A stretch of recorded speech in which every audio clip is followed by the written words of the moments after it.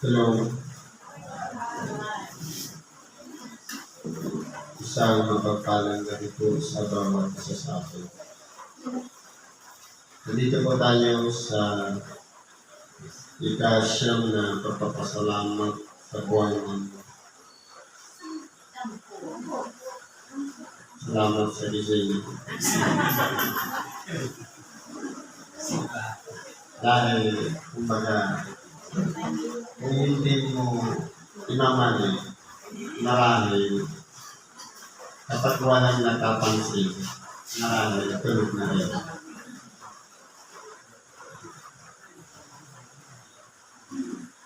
Ika-sampung pagpapasalamat para sa buwan ng ngayong Oktubre 2024.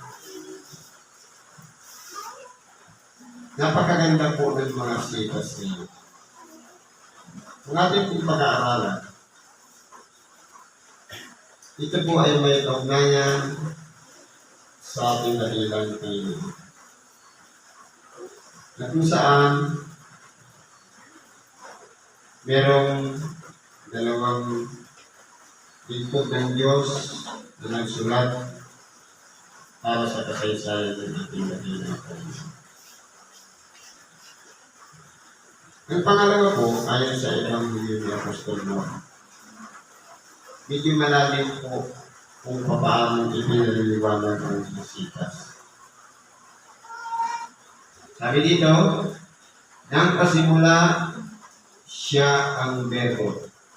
At ang Berbo ay sumasa Diyos, at ang Berbo ay Diyos. Ano po ba ibig sabihin ng Berbo? Sa ibang bahagi ng mga kasulatan, nakasulat, salita. Na kung liliwanagin, hindi ba ang salita ay binubuo ng mga letra na ang ibig sabihin, yung mga letra ay mayroon ding dalawang grupo, yung tinatawag na vowel at consonant. Ngayon, bakit sinasabi dito yung verbo? Sa maraming po na pag-aaral, marahil ang mga sinaunang panahon kapag gumagamit ng letra ay wala pong vowel. Katulad ng mga ginagamit ng unang panahon. Na sa halip na yun, ang ginagamit D. Sa halip na A, iba naman yung ang ginagamit. Ibig sabihin, sila yung magpupuno sa mga katulangan para mabuo ang tinatawag na salita. Pero, sabi dito, nang pasimula siya ang verbo. Kung ipalagay natin yung salita. Ibig sabihin, sa pasimula pa, meron na talagang salita. At ang verbo ay sumasa Diyos, ibig sabihin, kasama ng Diyos, at ang verbo ay Diyos. Ibig sabihin, merong Diyos at merong salita. Yung salita kasama ng Diyos, pero Diyos din naman yung salita. Kung aralin natin, hindi direktamente sinasabi na siya lang ang Diyos o siya na mismo ang Diyos, kundi parang yung malakas kumukuha siya ng kalakasan doon sa nag-iisang Diyos. Dahil, kumbaga, mayroong pinanggalingan na mas makapangyarihan sa makatuwid bagay yung Diyos. At yung salita ay mula lang doon sa original na Diyos. Parang sa atin, halimbawa sa mag-ama. Yung Ama, yun yung Diyos, Yung salita, yung palagi niyang kasakasama na walang iba ang kanyang nag-iisang anak na sumasa Diyos o sumasa Kanya. Pero, dahil anak niya siya, parehas sila ni Diyos. Lamang, sabi na, may nauna at may nauna. Kaya po, hindi sila pwedeng sabihin magkapantay. Ano ba ang ginawa ng ating dakilang Panginoon? Kung maalala natin, nung sinabi niya ang lahat ng mga bagay na mangyayari sa kanyang pagbabalik, sinabi niya lahat. Pero, bakit may itinira pa siya? Ang itinira niya ba, yung oras o panahon kung kailan mangyayari ang mga bagay na yan.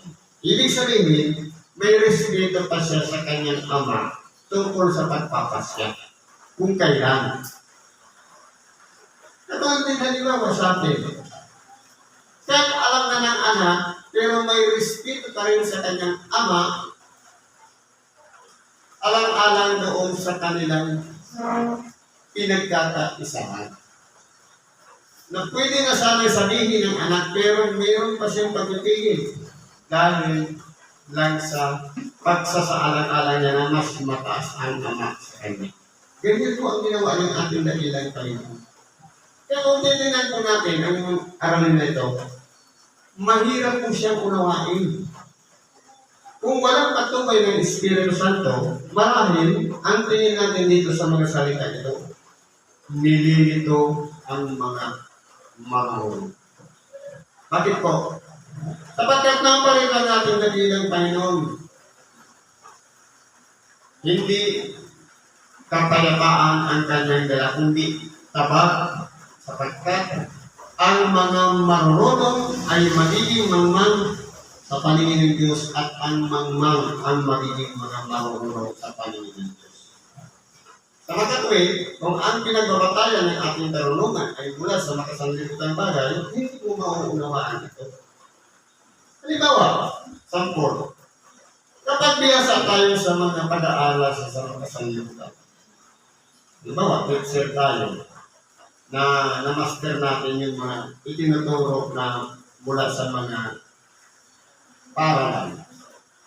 Kapag in-input natin yung salita ng Diyos, i-ignore siya. Dahil, ang nakalagay sa salita ng Diyos, ang sanlibutan ay mayroong pundasyon, mayroong lupa na pinagsasaligan o patibayan ang lupa. Na siya po ang mayroon siyang nasa ilalim ng pinakapundasyon na hindi siya magagalaw kahit kailan. Kaya nga kung tingnan natin kahit tumaan yung mga lindol, yung mga sakuna, kahit pa sumabog yung mga bulkan, hindi po siya malilibat. Dahil mayroon siyang pundasyon, intact siya. Yan po ang nasa kasulatan. Sabi nga, footstool. Katulad ng isang upuan na may apat na paa, may apat na pundasyon. Yan po ang nasa kasulatan. Pero sa pag-aaral ng makasanlibutang pag-aaral, base sa mga paliwanag ng mga scientists na nag-aral ng o nanindasa ng science na sinasabi ang mundo ay bilog. At meron din mga nakapaligid na mga tinatawag na mga planeta. Na kung saan ang sabi, solar system, nasa gitna yung araw, nakapaligiran tayo ng mga planeta. Yan ang itinuturo sa science. Kaya po, ang Bible, against sa science. At ang science against sa Bible. Kaya kung titinan po natin dito, ang sabi, dahil nga nasa gitna, center of solar system ang araw, kaya tingin natin, umiikot tayo sa araw. Pero sa banal na kasulatan, nakapix yung sanlibutan. Pinalutan niya sa gitna ng tubig yung, kumbaga yung level ng tubig, mataas. Pinababa yung level ng tubig, lumutang yung mga dulo ng mga kalupaan, ito na yung mga isla. At meron siyang pinakagitna. Yung pinakagitna na yun, hindi doon dumadaan ang araw, kundi umiikot doon. Na para pag pinaplaslightan mo na gano'n. Meron lang siyang naaabot yung liwanag na yun. Na isa sa pinakamaliwanag, yung tinatawag na araw, at isa yung video, mahina lang yung sabi sa ibang bagay kasi iba ang kaluwalhatian ng buwan at iba naman ang kaluwalhatian ng araw. Pero po, sa paligid doon, puro bituin. Kasi kung titingnan po natin, dapat kapag may sumasabog na bulkan, dapat maraming naman natin ang pag-ilog. Bakit yung natin wala? Dahil nga mayroong pundasyon. Sabi nga, nasaan na natin nagilang Panginoon nung ilagay yung mga patibay ng lupa. Nasa sitting na siya ng kanyang anak. Ibig sabihin, naging inspirasyon ng ating nagilang Panginoon sa mga ginagawa ng ating Ama na makapangyarihan sa lahat. Ang Diyos natin. Na doon, nakaluklok sa kanyang naglugan at minamastan yung mga ginagawa natin. Kaya po, malalim ito, mahirap unawain. Lalo-lalo na kung ibabagay natin sa karunungan pangsanlibutan. Pero, kung antay natin ang paliwanag ng Espiritu Santo, marahil maunawaan natin kamang mga yung natutunan natin dito sa ibabaw ng sanlibutan. Kasi po, ang Diyos, totoo, hindi po siya nagsisinungaling, hindi po siya nandadaya. Pero, yung science, tao lang po naman yun na nagsama-sama kung ano-ano ang kanilang mga paniniwala, yun ang kanilang itinuturo sa ating mga tao para paniwalaan natin. Ang importante po dyan, saan ba talaga nagapatay ang ating pamumuhay? Sa science, mula lang sa tao, o sa Diyos na kung saan doon natin mas marami pa tayong matutuklasan o mauulawaan na hindi maaabot ng mga karunungan dito sa ibabaw ng sanlibutan, kundi tanging ang Diyos lamang ang makapagtatay. Kaya po, dito, parang sa salita na ito, mahirap na po unawain. Meron kaya ng paliwanag. Sabi, ang Diyos o ang Ama ay Diyos. Pero, hindi siya yung anak. Ang anak ay Diyos din, pero hindi siya ang Espiritu Santo. Hindi kahit ang Espiritu Santo, Diyos din, pero hindi rin siya ang Ama. Kung titignan natin, makulong. Pero pag-italiya sila. Kaya sabi niya, lalangin namin ang tao ayon sa ating wangis. Ano ang pinagkahalintulad ng tao sa Diyos? Hindi ba na? Tayo ay meron ng Espiritu, meron ng kaluluwa, at meron naman, pero binubuo ng isang katawan. Kaya lang tayo may kumpletong sangkap. Katulad din naman ang pagka-Diyos, tatlong sangkap din. Ama, Anak, at Espiritu Santo. Ang tao, Espiritu Santo, kaluluwa, at ang katawang laman. Kaya ininagis ng Diyos ang pagkakalikha ng tao ayon sa kanyang sarili din. Na sila'y nagkakaisa na ang Ama ang siyang pinanggagalingan ng lahat ng bagay. Nagpapatotoo ang Anak dahil din sa Ama at ang Espiritu ang tagatulong sa kanila. Katulad din naman natin na totoo, meron tayong pag-iisip na siyang Espiritu at ang ginagawa nitong ating katawang laman ay sumasang-ayon sa kalooban ng Espiritu. At yung kaluluwa, ito naman yung natututo na nahuhubog upang sa ganun, kung may pag-iingat tayo sa ating nag-iisang kaluluwa, magaganap natin yung mga bagay ayon sa kalooban ng Diyos. Ganyan din po ang Espiritu Santo, nagpapatotoo sa kanyang sarili. Kaya natin kaluluwa man, kung ano ang mga bagay na nais natin lakaran, yun din naman ang pinatutuhanan natin sa ating mga sarili. Kaya yun ang ginagawa natin. Kaya kung ang Diyos hindi nagkasala, ang tao hindi rin nagkasala. Lamang, nung dumating yung pagtukso, doon po bumagsak ang tao. Kaya tinawag na makasalanan. Sabi ko dito, ito rin ang pasimulay sumasa Diyos. Totoo po. ang salita, ito yung tinatawag na suma sa Diyos. Dahil siya'y kapangyarihan ng Diyos, hindi pangyayari ang lahat ng mga bagay kung hindi gagamitan ng salita. Ibig sabihin, bahagi lang ng kapangyarihan ng Diyos yung salita. Kung sinabi na magkaroon ng liwanag, hindi ba kasalita yun? Saan ang galing? Doon sa Diyos. Dahil na magkakasama sila, nagkaroon ng pangyayari ang mga sinalita ng Diyos. Kaya kung tinitingnan po natin, napakalalim po, pero meron po isang pinanggagalingan ng Diyos. Na yung anak, nakakonected doon sa Diyos. O yung salita na makatuwid ba na natin kasilang Panginoon. Ang lahat ng mga bagay ay ginawa sa pamamagitan niya. At alinman sa lahat ng ginawa ay hindi ginawa kung wala siya. Ibig sabihin, sabi nito, ang lahat ng mga bagay, nakikita man o hindi, ay ginawa sa pamamagitan ng salita. Ibig sabihin, kung hindi ibig kasi yung salita, hindi magkakaroon ng pangyayari. Kaya magkakaroon talaga sila.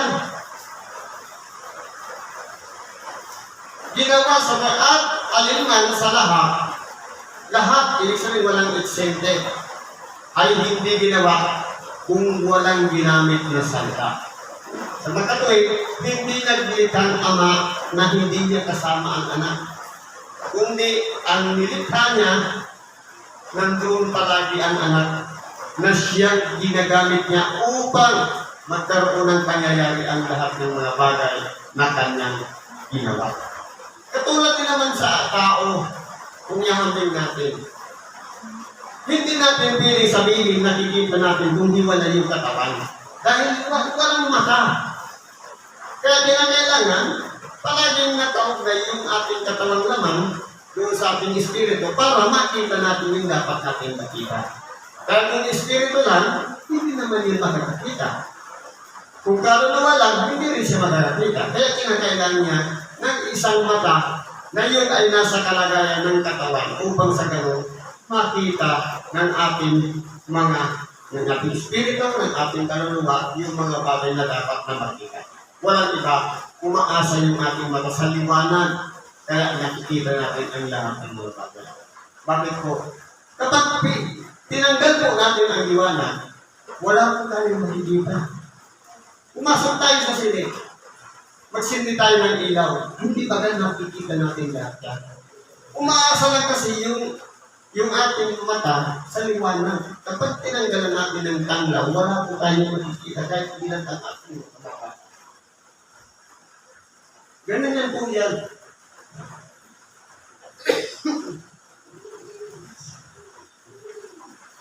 Dahil po dito, nasa kanya ang buhay. At ang buhay ay siyang ilaw ng mga tao. Sa magkatuwid, dahil po sa ating dakilang Panginoon, dahil po sa kanyang pinanggalingan, nasa kanya lang po ang buhay. Pero, kung titingnan mo ang tao, nung hingahan niya, naging kaluluwang buhay.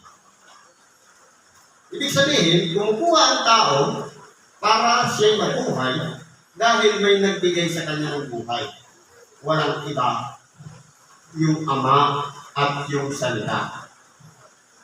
Kaya po, kumbaga, gumagalaw na yung tao dahil kumuha lang siya ng lakas para siya'y huminga para mabuhay mula sa Diyos kasama ang kanyang anak. Sabi nito, at ang ilaw ay lumiliwanag sa kadiliman, at ito'y hindi na pag-unawa ng kadiliman. Natungkitingnan po natin, lahat ng kalagayan ay nasa kadiliman. Pero kung wala yung Diyos, na pinanggagalingan ng liwanag, wala pong pinta ang lahat ng bagay. Pasalamat tayo dahil Nung magkaroon ng liwanag, doon natin napag-alaman, marami pa ng mga bagay na nasa kadiliman na kapag natanglawan, nakikita sa liwanag ang mga iba-ibang mga bagay. Pasalamat tayo ngayon dahil inabot na natin na ang tao kaya na rin gumawa ng liwanag. Katulad ng kuryente, katulad ng mga ilaw, o mga tanglaw na ginagamit natin. Pero kung wala lahat ng yan, naging advance pa nga, meron pang sulat. Dati noon, liyab lang. Liwanag, umaasa tayo sa araw. Pero pasalamat tayo na natutunan tayo na kumukuha din ng liwanag yung sulat doon sa pinanggagaling ng liwanag. Kaya nga tinatawag na sulat. Walang iba yung araw. Ngayon, pasalamat tayo doon sa ilaw na lumiliwanag sa kadiliman. Pero, ang mga nasa kadiliman na lugar, hindi po nila napag-uunawa yun. Sabi dito, naparito ang isang tao na sugo mula sa Diyos na ang kanyang pangalan ay Juan. Sino po ba ito? Ang may akda ng kasulatan nito, si Juan Evangelista. Ang pinatutunayan niya nitong Juan, si Juan Bautista, na sinugo una sa mukha ng ating dakilang Panginoon para patunayan niya ang ilaw. Para ipakilala niya ng lubusan ang isang tao na nasa likuran niya, na sabi niya, kahit siya'y hindi karapat-dapat na magtanggal o kahit magbigit man lamang ng kanyang sandals. Na kung saan, ibinababa ni Juan Bautista ang kanyang sarili na hindi siya karapat-dapat. Totoo, nagpapaliwanag siya, nagpapatuturo siya tungkol sa ilaw, pero ang makalapit sa ilaw para maging alalay o tagabitbit lang ng sandalyas, wala siyang karapatan. Sa makatuwid, malinis yung ilaw. At si Juan Bautista ay marumi, isang makasalanan. Kaya po, alangan siya na lumapit sa ilaw. Kaya ano po ang pinatutuhanan ni Juan? Ito ay naparitong saksi upang kaniyang patutuhanan ng ilaw, upang sa pamagitan niya'y magsisampalataya ang lahat. Ito po. Nung sinuko si Juan Bautista, nangaral ng tinatawag na pagsisisi. Pero marami po ang mga naging totoo sa pangangaral at nagsisi at nagsipanumbalik sa Diyos. Pero meron po doon na mga mapagpaimbabaw, mapagkunwari, na ang pagkakaalam nila, sumama lang sila kay Juan Bautista, makaiiwas na sila sa hatol. Anong sinabi ni Juan Bautista? Nagkaamba na ang palakol sa mga ugat para putulin ang puno. Ibig sabihin, meron ng hatol para sa kanila.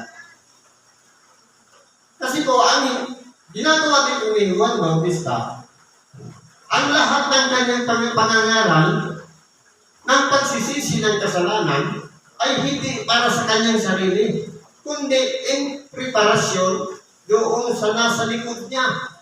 Para yung lalakaran ng nasa likuran niya, malinis na yung pagdadaanan. Kumbaga, dalawang tao, ang isa tagalinis lang ng pagdadaanan, dapat hindi na makisod yung nasa likuran niya. Na iyon ang ipinalalagay niya na mas mataas sa kanya sa makatuwid bagay ang ating dakilang Panginoon.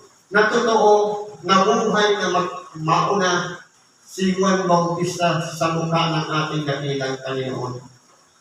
Nung dalawin ng anghel, una si Elizabeth, nang mag-aanim na buwan na sa kanyang sinapupuan, dinalaw niya si Maria. At saka naman nag-ihi si Maria. Kung mayroon na rin, buntis na rin siya sa ating dakilang Panginoon. nung dalawin ni Elizabeth, si Maria, gumalaw yung bata sa kanyang sinapupunan. Ibig sabihin, una siya ng tinatawag na 6 na buwan bago isilang ang ating dakilang Panginoon Hesus Kristo. Kung mag-aaralan po natin ang mga silas. Ngayon po, sino po ba talaga itong si Juan Bautista? Sabi dito, na sinugo siya para magpatuto sa ilaw. At upang sa pamamagitan niya, magsisampalataya ang lahat. Ibig sabihin, siya yung gumawa ng daan para makakunik doon sa ilaw. Na kung saan, nangangaral siya, hindi niya naman inaangat ang kanyang sarili, kundi meron siyang itinuturo yung ilaw na nasa likuran niya. Walang iba ang ating dakilang Panginoon na hindi nakilala ng mga tao dahil kung nakilala sana nila, hindi ipinako ang Kristo ang Panginoon ng kaluwalhatian. Kaya ano nangyari? Totoo po, hindi talaga nakilala natin dakilang Panginoon. Nandoon ang mga nagpabasa naman ng mga kautusan, ng mga kasulatan. Alam nila na ipapanganak sa Biblia ng Hudiya. Alam nila na yun ay magiging hari. Pero hindi nila matumbok dahil ang pagkakaalam nila, ipapanganak ang hari ng mga Hudyo. May kaya ang pamumuhay. Kumbaga, nasa magandang umapatatag yung pamumuhay. Hindi siya mahirap. Pero ang ating dakilang pang ipinanganak sa sabsaban. Kumbaga, wala na ng kwenta yung pinagpanganakan sa kanya. Katulad na nang lumalarawan sa ating maruming puso kapag nanahundyan ang salita ng Diyos o si Kristo, gigisingin niya ang ating pagkatao upang tayo magsisi at magbalik loob sa Diyos at tayo patatawarin at mapapagilan tayo sa ituturing niya tinatawag na anak. Ano po nangyari? Sabi, hindi siya ilaw, kundi pumarito siya upang kanyang patutuhanan ang ilaw. Nagkaroon ng tunay na ilaw. Sa makatuwid bagay, ang ilaw na lumiliwanag sa bawat tao na pumaparito sa sanlibutan. Halimbawa sa panahon ngayon, paano natin malalaman na si Kristo pala ay naririyan na siyang pinanggagalingan ng ilaw? Dahil po, ang tao ay makasalanan. Pero dahil sa salita ng Diyos, kaya po niyang baguhin ang ating pagkatao para lumakad tayo sa liwanag. Makikilala natin ang ating sarili kung tayo'y napabilang na sa liwanag kapag tayo po ay pinanahanan ni Kristo. Nabubuhay na tayo sa aral o tinatawag na salita ng Diyos. Sabi nito, nagkaroon ng tunay na ilaw sa makatuwid bagay, ang ilaw na lumiliwanag sa bawat tao. Ito na po yung tinatawag na bunga ng pakikinig ng salita ng Diyos, ang ginagawa na natin yung mga mabubuting gawa. Na ito na yung liwanag na nakikita ng ating kapwa na sasabihin niya, matuwid na tao yan. Ito po yung liwanag na tumatanglaw para sa kanila, para sila'y maliwanagan. Sabi dito, siya'y nasa sanlibutan at ang sanlibutan ay ginawa sa pamamagitan niya at hindi siya nakilala ng sanlibutan. Totoo po. Ang alam lang nila sa ating dakilang Panginoon, anak ng anluwagi, anak ng karpintero, panday. Kaya hindi nga nila nakilala. Dahil kahit ang ating dakilang Panginoon, hindi rin siya nagpakilala sa kanyang sarili. kundi hinahayaan niya na ang tao ay makakilala sa Kanya. Hindi ba nagkagulo-gulo pa ang mga tao patungkol sa kapatanan na ihahatol sa Kanya? Marami siyang pinagaling, marami siyang tinuruan, marami siyang pinahayagan ng aral o tinatawag na salita ng Diyos. Lahat naniwala din sa Kanya. Lahat sumunod sa Kanya. Pero ang tao, wala po sa kanila ang tinatawag na isa lang na pag-iisip. Bakit? Nung hinahatulan na ng matatanda ng bayan ng ating dakilang Panginoon, sumama rin yung mga tao na nagsisigawan, itakot siya sa cross. Samantalang kasama rin naman sila sa pinagaling. Ganyan po kasi ang tao. Hindi manatili sa isang kalagayan na kung nasa liwanag ka na, dapat nandun ka na sa liwanag. Ngunit nagiging lugod sa hindi na pagkaminsan, pinagaling na nga, sisigaw ka pa na ipakot siya sa cross. Kaya po ganyan po ang nagiging kalagayan ng tao. Sabi nito, siya'y naparito sa sariling kanya at siya'y hindi tinanggap ng mga sariling kanya. Totoo po. Itinakwil siya. Hindi po siya kilala.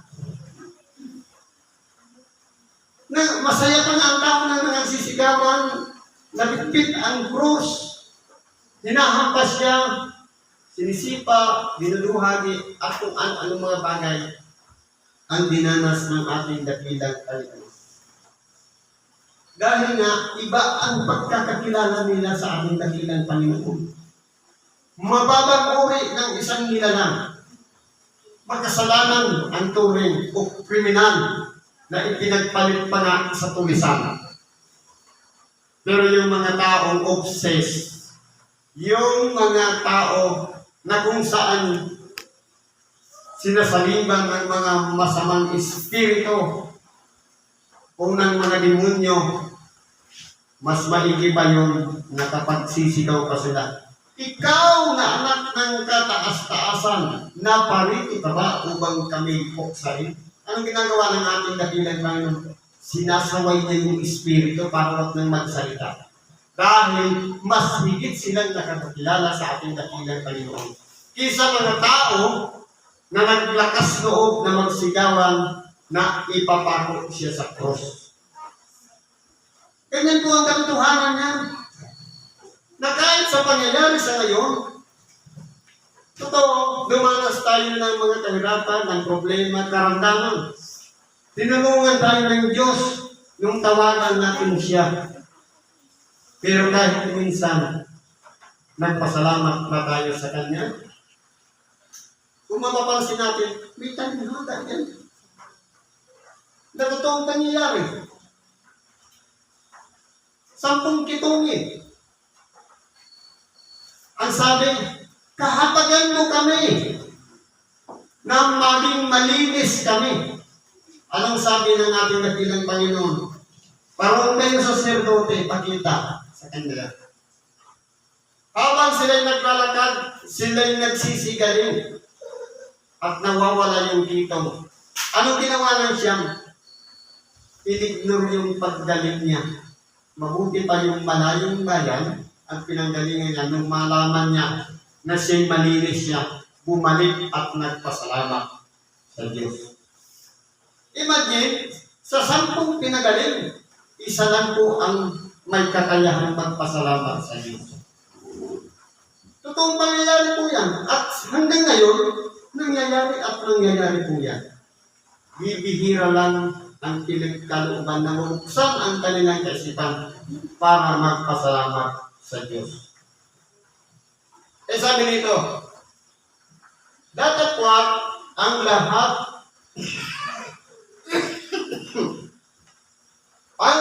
ng sa kanya'y nagsitanggap ay pinagkalooban niya sila ng karapatang maging mga anak ng Diyos sa makatuwid bagay ang mga nagsisisampalataya sa kanyang pangalan. Sabi nito, ang lahat ng sa kanya'y nagsisitanggap. Yung kumilala sa ating dakilang Panginoon. Di ba ngayon, paano natin masasabi na tinatanggap natin si Kristo sa ating buhay? Kapag kaya natin isurrender ang ating sarili para magpasakop tayo sa Kanya. Yung pananampalataya o pagtitiwala natin at paniniwala sa Kanya, na kapag kasama natin siya, hindi tayo mapapahama. Ibababa natin yung ating pride o yung ego. Ibig sabihin, pasasakop tayo sa Kanya, hayaan natin siya ang manguna sa ating buhay. Totoo, may sarili tayong plano, pero mas makapangyarihan ang plano ng Diyos.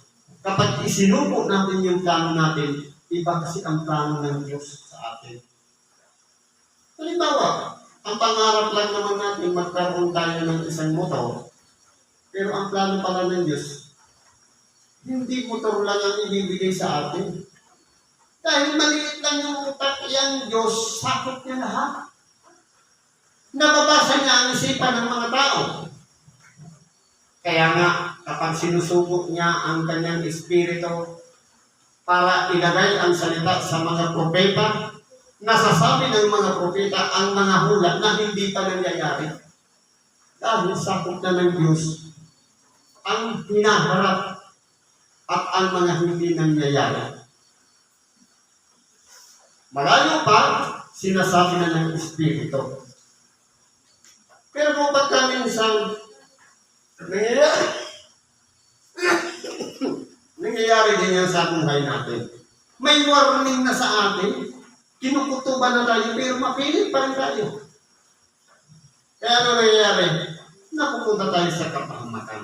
Pero ang Espiritu, hindi po tayo pababayaan mapunta sa kapahamakan. Lamang ini-ignore natin kapag nararamdaman natin parang pinipigilan tayo. Yan yung kutob na nangyayari sa atin. Kaya po dito sa mga sitas na ito, marami po tayong matututunan.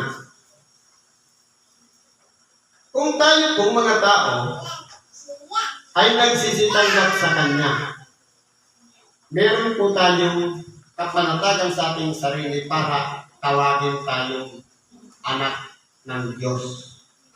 Ibig sabihin, meron tayong pagpapasakop doon sa Diyos.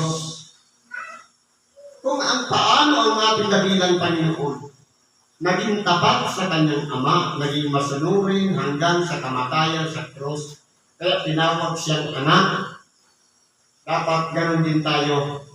Handa rin natin isakripisyo ang ating sarili alang-alang kay Kristo. Ito po ang pinakamaganda. Palagi natin sinasabi sa panalangin, mangyari ang iyong kalooban kung paanong sa langit, gayon din naman sa lupa. Sa langit, ang mga anghel, araw-gabi na nag-aawitan na nagpupuri sa Diyos. Sabi natin, mangyari ang iyong kalooban. Kung doon nga, araw-gabi na nagpupuri ang mga anghel, dapat din dito sa lupa, ganun din ang ginagawa natin. May limitasyon na nga dito sa lupa. Dati noon, sa isang linggo, isang beses lang. Pero ngayon, binago na rin ng Diyos ang pagpupuri sa Kanya ay araw-araw, oras-oras, minuto. Kaya marami tayong makikita mga panalangin na tinuturo sa atin. Pagkising pa lang ng umaga, panalangin na. Bago kumain, manalangin na. Pagkatapos kumain, manalangin na. Bago lumabas ng bahay, manalangin. Para palagi tayong connected sa Diyos.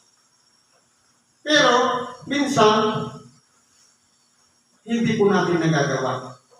Pero sabi nga, practice makes perfect. Dahil ang utak natin, binubuo siya ng dalawang bagay. Yung tinatawag na conscious mind at subconscious mind. Sample, hindi pa ganong bata pa tayo, tinuturuan tayo ng magulang, mag-toothbrush. Ibig sabihin, ina-absorb yan ng ating conscious mind. Pero, Kapag nakasanayan na nabibilok yung subconscious mind, ang mangyayari po yan, pagkatapos na kumain, iba na yung iniisip, pero yung kamay, kung saan na siyang gumagawa para mag-toothbrush. Dahil nabibilog na siya. Kaya kung palagi natin ginagawa, napiperfect natin ang bagay. Kaya kung palagi natin ginagawa, ang gumawa ng matuwid, pag napiperfect natin yan, may hangganan na at mayroon na rin limitasyon ang ating mga ginagawa. Kaya kumbaga, hindi yan pwede dahil masama yan. Yun na yung nagtutulad ng mga boundaries natin para hindi natin magawa ang mga bagay na hindi sang-ayon sa kalooban ng Diyos. Kaya sinasabi natin, mangyari ang iyong kalooban. Ang tanong, nasusunod ba talaga yung kanyang kalooban? O yung nasa ng tinatawag na pita ng laman? Totoo, nagkakamali rin po tayo. Gumagawa rin tayo ng paglaban. Ang mahalaga, makilala natin sa ating sarili ang maghingi ng tawad at ang magpatawad. May challenge pa nga yan. Hanggang kailan ko patatawarin ang aking kapwa? Makapito lang ka. Hindi ko sinasabing makapito, kundi makapitong pito. 70 times 7 equals 490 sa isang araw na dapat tayo'y magpatawad sa ating kapwa. Unlimited. Dahil ang Diyos unlimited din kung magbigay ng pagpapatawad. Kahit anong sama ng tao, kapag pinatawad, hindi na po inaalaala ng Diyos ang ating mga kasalanan. Kundi ibinilang na tayo doon sa isang kalagayan na isang kasangkapan na hinugasan na, nilinis na, pwede lang pakinabangan. Dahil tayo naman, walang matuwid, wala kahit isa. Lahat po tayo ay nagkasala. Pasalamat tayo kung sa pamamagitan ng aral, naging karapat-dapat tayo sa Diyos at ginamit yung ating pagkatao para gamitin ng Diyos tumulong sa may mga karamdaman. Gamitin ang bibig para mangaral ng salita ng Diyos. At lumakad tayo, katulad din naman ng ating dakilang Panginoon na siyang naging tanlaw o ilaw sa ating kapaligiran sa pamamagitan ng mga mabubuting gawa. Sabi sa panghuli, na mga ipinanganak na hindi sa dugo, ni sa kalooban ng laman, ni sa kalooban ng tao, kundi ng Diyos. Kaya tayo po, mapalad tayo sa kabila ng pagiging isang alipin, na kapag pinatawad na tayo ay itinawag na tayo o itinuring na tayo isang anak. Na hindi sa pamamagitan na iniri ng magulang para tawagin ng anak, kundi sa pamamagitan ng pagbabago ng ating kalooban.